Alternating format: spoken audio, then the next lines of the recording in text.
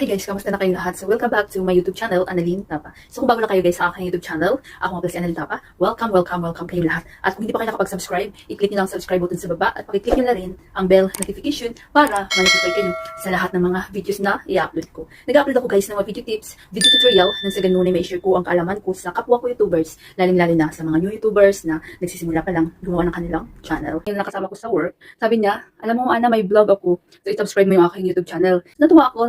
Sabi ko, talaga? Tapos, kasi sabi ko, meron din akong channel at gusto kong mag-start.